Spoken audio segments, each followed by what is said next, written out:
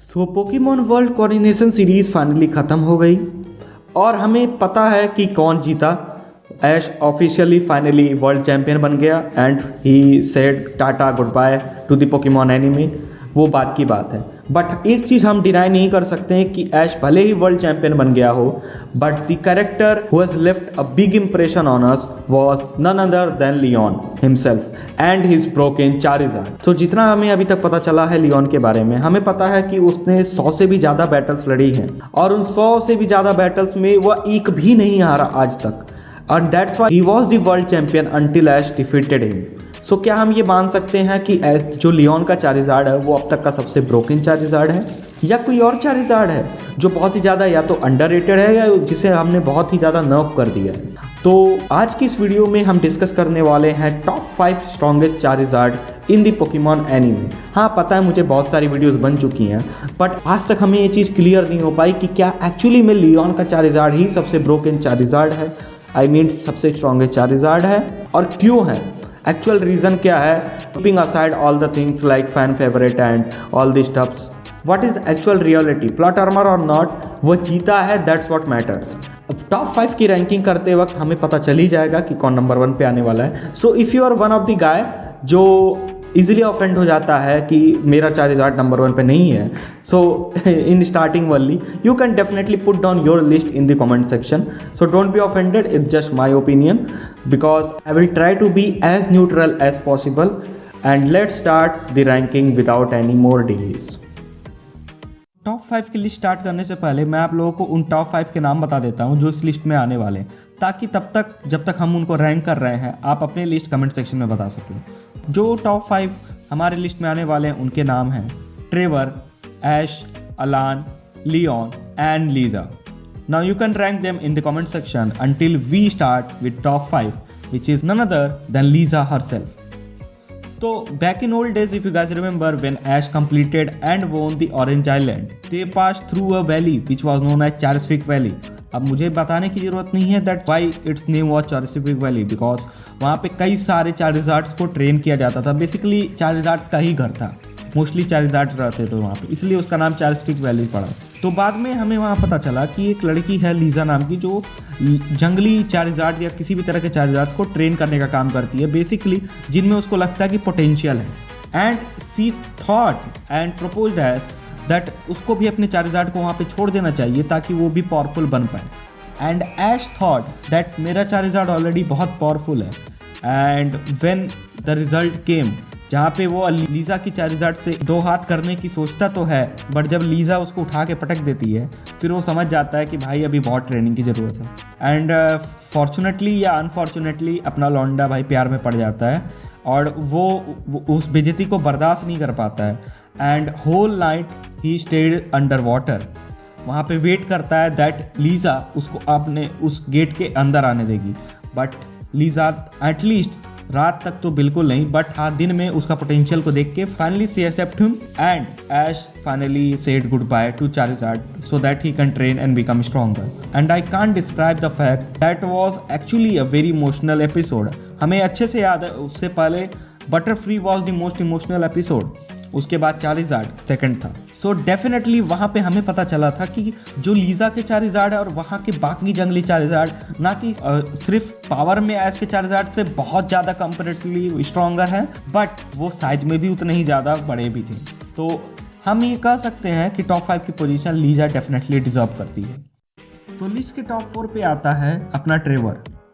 सो Trevor से हमारी पहली मुलाकात हुई थी पोकेमॉन समर कैंप में, जो था कालोस रीजन में, जब Ash was travelling with Bonnie, Clemont and Serena, और वहाँ पे हम मिले थे ट्रेवर से following with Shauna and TRB, जहाँ पे हमें पता चला था that Trevor wants to be a very good photographer, जो चाहता था कई सारे पोकेमॉन्स की अच्छी फोटोज खींचना। Basically that was his goal, not being a Pokemon trainer और पोकेमॉन केयर टेकर और समथिंग। तो considering the goal fact, he was actually a pretty good trainer following with his Charmander, and उसने उसको बचपन से train किया था from Charmander to Charmeleon and then Charizard, and then thanks to Trevor we finally got to introduce with Mega Charizard Y। तो अगर mega Charizard Y हमें anime में दिखा तो उसका पूरा क्रेडिट जाता है हमारे ट्रेवर भाई साहब को। इसलिए उनको थोड़ी क्रेडिट तो आपको देनी ही पड़ेगी। और हाँ, I can guarantee you that अगर उसकी बैटल अलान से नहीं हुई होती थी वो डेफिनेटली बेटर किया होता, उसका चार्जर इतना भी वीक नहीं था। बट ऑब्वियसली अलान बहुत ही ज़्यादा ऊपर है, ट्रेवर उसके आसपास भी नहीं था, तो ऑब्वियसली वो उसे हारना ही था। बट अच्छी खासी टक्कर दी using heat wave and other stuffs, तो we can say that Trevor definitely number 4 के पोजीशन को डिजर्व करता है। एंड ऑब्वियसली वो बहुत ही अच्छा फोटोग्राफर है definitely. Now this is going to be actually tough. Following 3 trainers we have which are Ash, Alain and Leone. अब ये 3 ट्रेनर के बारे में हमें एनिमे में बहुत ज़्यादा दिखाया गया, तो हमारे पास कंपेयर करने के लिए बहुत कुछ है इनके बारे में। सो टू अंडरस्टैंड कि नंबर 3 to 1 पे किसको आना चाहिए, इसके लिए अलग अलग क्राइटेरिया पे इनके बैटल कराएंगे। उसके बाद देखते हैं कि कौन जीतता है। जैसे कि you can say defence, special attack, special defence और एजिलिटी, रिफ्लेक्स, सारी क्राइटेरिया पे हम चेक करेंगे। और उसके लिए हम 2 पैरामीटर को चेक करेंगे। सबसे पहला जो कि होगा, एक होगा विदाउट एनी एवोल्यूशन और गिमिक्स, और सेकंड होगा विथ एवोल्यूशन गिमिक या टोटल 100% पावर।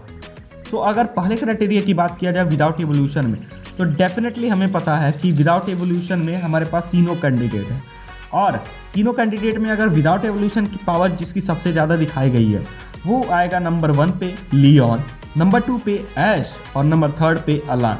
पावर लेवल की बात कर रहा हूँ। हमें अच्छे से पता है दैट लियोन बीइंग लियोन, वो अब तक 100 से भी ज़्यादा मैचेस लड़ चुका है using his own Charizard until I guess world coordination series, and उसने सारी 100 की 100 मैचेस जीती हैं। Then second followed by Ash, जिसका Charizard being a non legendary Pokemon, still उसने हर बैटल में प्रूव किया है बीइंग एन आर्टिकुनो बैटल और being in Unova comeback. And हाँ, I do have the proof. जब चारिज़ार्ड यूनोवा में रिटर्न करता है आफ्टर हिज फाइनल ट्रेनिंग, हमने उसकी पावर डेफिनेटली देखी थी, जहाँ पे उसने आयरिस के ड्रैगनाइट को बहुत अच्छी टक्कर दी थी। एंड डोंट फॉरगेट दैट ये वही ड्रैगनाइट है जो बाद में चल के यूनोवा में, जिस चारिज़ार्ड के बारे में अभी हम बात कर रहे हैं उसके पावर्स लेवल के बारे में, ये ड्रैगनाइट उससे भी अच्छा परफॉर्म करता है पूरी यूनोवा में। माइंड दैट, जिन्होंने यूनोवा देखी है मैं उनकी बात कर रहा हूँ। एंड उसके हर रिटर्न पे ही हमने देखा था उसकी पावर लेवल हमेशा बढ़ी थी, बट यूनोवा में उसकी पावर को बहुत सप्रेस कर दिया गया था। उसकी एंट्री तो बहुत अच्छी हुई थी, बट एंट्री के बाद की बैटल्स तो और वही नाइटेल्स वाली, जहाँ तक मुझे अच्छे से याद है, उसने नाइटेल्स को आयरन टेल से जो हराया था, वही एक और अच्छी बैटल थी। उसके बाद तो वो सिर्फ पिटाई पूरे यूनोवा में, तो जो भी उसकी बची कुची बैटल्स हुई और दूसरी तरफ आयरिस के ड्रैगनाइट ने बहुत अच्छा परफॉर्म किया।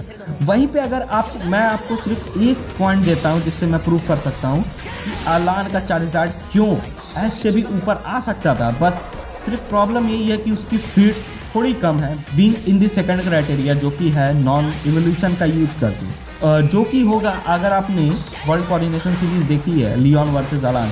ऑब्वियसली वाहियात से भी वाहियात बैटल थी वो, we can't deny the fact, but anti Leon Charizard came से उसके पहले बैटल बहुत ही अच्छी चल रही थी। कैसे अलान के चारिज़ार्ड इन नॉर्मल फॉर्म उसने उस रिलाबूम को हरा दिया था। हाँ, आप ये कह सकते हो दैट चेस्टनॉट से उसने बहुत डैमेज लिया था, बट हम भूल नहीं सकते कि ये वही रिलाबूम है जिसने डायंथा की इतनी गंदी बेइज्जती की थी। वो डायन था जिसका ऑलरेडी कालोस में ऑलरेडी बेइज्जती हो चुकी थी, बट उसने अपने आप को गलत साबित किया था बीटिंग लांस।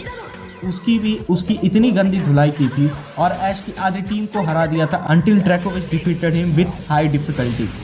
तो ये बात को आप बिल्कुल इग्नोर नहीं कर सकते कि रिलाबूम एलियन का one of the most broken Pokemon है आफ्टर चारिज़ार्ड, जिसको अलान के चारिज़ार्ड ने अपने बेस फॉर्म में ही हरा दिया था। So you can't deny the fact that यहाँ पे हमने अलान के बेस फॉर्म चारिज़ार्ड की ट्रू स्ट्रेंथ को देखा था, बट डेफिनेटली एक फीट अपने ऐश के चारिज़ार्ड को थोड़ा सा बस 1 और फीट ऐसा अगर दे दिया होता तो मैं डेफिनेटली इसको ऐश के चारिज़ार्ड से ऊपर इस वाली कैटेगरी में ज़रूर रख देता, बट अभी के लिए ये यही कैटेगरी डिजर्व करता है। सो अगर सेकंड वाले की बात करें, अगर इन्होंने अपनी फुल पावर को यूज़ किया, सो अनफॉर्चुनेटली ऐश के पास ऐसा कोई गिमिक नहीं है, और उसका चारिज़ार्ड कितना भी पावरफुल हो वह अलान और लियोन के चारिज़ार्ड के आसपास भी नहीं होता, स्पेशली लियोन के। अलान के चारिज़ार्ड के चलो ठीक है, unless until it's base form fight वो कुछ ना कुछ फाइट कर लेंगे, बट अगर उस अलान के चारिज़ार्ड ने ब्लास्ट गन मारा, वो ब्लास्ट गन जिसको ग्रेनिंजा तक सर्वाइव नहीं कर पाया, उसको चारिज़ार्ड डेफिनेटली नहीं सर्वाइव कर पाएगा। और हमें नहीं पता आज क्या हाल है। तो चारिज़ार्ड की पावर तो अब उतनी ही है। अब उसके बाद क्या हुआ, अभी वो प्रोफेसर ओक की लैब में है, तो उसकी पावर का क्या सीन है, क्या चल रहा है, हमें नहीं पता। बट वी नो दैट अलान उन ट्रेनर्स में से नहीं है जो चुप बैठ जाए, उसने काफ़ी ट्रेनिंग उसके बाद भी की होगी। एंड वो हमें वर्ल्ड कोऑर्डिनेशन सीरीज में दिखा भी था कि उसका चारिज़ार्ड ने कितना अच्छा परफॉर्म किया था। बट वहीं पे we haven't seen a single battle of Ash Charizard after यूनोवा's अपीयरेंस। तो और उसके बाद तो पूरे यूनो में एज आई टोल्ड अर्लियर उसकी बैंड ही बजी है। सो अभी के लिए if you are that guy thinking from your head not from your heart, so you will definitely understand what I want to से।